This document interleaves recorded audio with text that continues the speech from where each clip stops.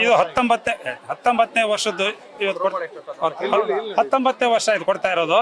ಇದು ಯಾಕೆ ಉದ್ದೇಶದಿಂದ ಕೊಡ್ತಾ ಇದೀವಿ ಅಂದ್ರೆ ನಮ್ಮ ಇದರಲ್ಲಿ ಚಿಕ್ಕ ಮಕ್ಕಳಿದ್ದಾಗ ತುಂಬಾ ಕಷ್ಟ ಆಯ್ತು ನಮಗೆ ಓದಕ್ಕೆ ಹಾಕೋದಿಲ್ಲ. ಏನು ನಮ್ಮ ಹತ್ರ ಇರಲಿಲ್ಲ, ದುಡ್ಡು ಕಾಸು ಓದೋ ಅಂತ ಕೆಪಾಸಿಟಿ ಇತ್ತು. ಓದೋ ಅಂಥದ್ದು ಇದ್ರೂ ಏನಿರಲಿಲ್ಲ ನಮ್ಮ ಹತ್ರ.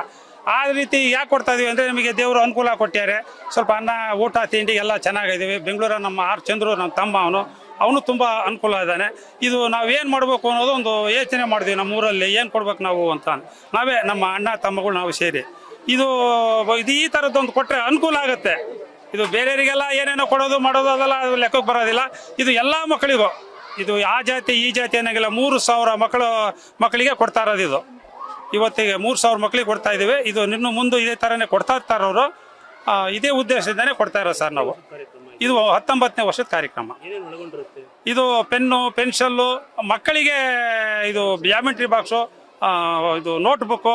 ಆಮೇಲೆ ಇನ್ನೂ ಒಂದು ಸರ್, ನಮ್ಮ ಶಾಲೆ ಶಿಕ್ಷಕರಿಗೆ ಕೇಳ್ಕೊಂಡು ಇದು ಯಾವ ಥರ ಕೊಡಬೇಕು, ಯಾವ ಥರ ಎಷ್ಟನೇ ಕ್ಲಾಸ್ ಮಕ್ಕಳಿಗೆ, 1ನೇ ಕ್ಲಾಸ್ ಮಕ್ಕಳಿಗೆ ಏನು ಕೊಡಬೇಕು, 2ನೇ ಕ್ಲಾಸ್ ಮಕ್ಕಳಿಗೆ ಏನು ಕೊಡಬೇಕು, SLC ತನಕನೂ ಏನು ಕೊಡಬೇಕು ಅನ್ನೋದು ಅವ್ರನ್ನ ಸಲಹೆ ತಗೊಂಡು ಈ ಥರ ನಾವು ಕೊಡ್ತಾ ಇದೀವಿ ಸರ್. ಈ ಸಲ 3,000 ಜನ ಮಕ್ಕಳುಗಳು ಸರ್. ಸುತ್ತಮುತ್ತ ಸರ್, ಸುತ್ತಮುತ್ತ ದೊಡ್ಡಮಟ್ಟಿ ಕುಂಸಿ ಎಲ್ಲ ಸರ್. ಆ ಕಡೆ ಪೇಟೆ ಕಾಲೇಜಿನವರೆಗೂ ಕೊಡ್ತೀವಿ ಸರ್. 19ನೇ ವರ್ಷ ಕಾರ್ಯಕ್ರಮ. ಅದೇ ಹೇಳಿದ್ನಲ್ಲ ಆವಾಗಲೇ, ಮುಂದೆ ಹೋದ ಬಾರಿ ಕೊಡಕ ಅಂದರೆ ನಮ್ಮ ತಮ್ಮರು ಲಂಡನ್ ಹೋಗಿದ್ರು, ಆಗಲಿಲ್ಲ ಅವ್ರಿಗೆ ಕೊಡೋಕ್ಕೆ ಆಗ್ತಿತ್ತು. ಆದರೂ ನಮ್ಮ ರೈಟ್ರು ನಮ್ಮ ಮ್ಯಾನೇಜರ್ಗಳು ಒಂದು ಸ್ವಲ್ಪ ಅಲಕ್ಷ್ಯ ಮಾಡಿದ್ರು. ಈ ಸಲದಿಂದ ಕೊಡ್ತಾ ಇದ್ದಾರೆ ಸರ್, ಕೊಡ್ತಾರೆ.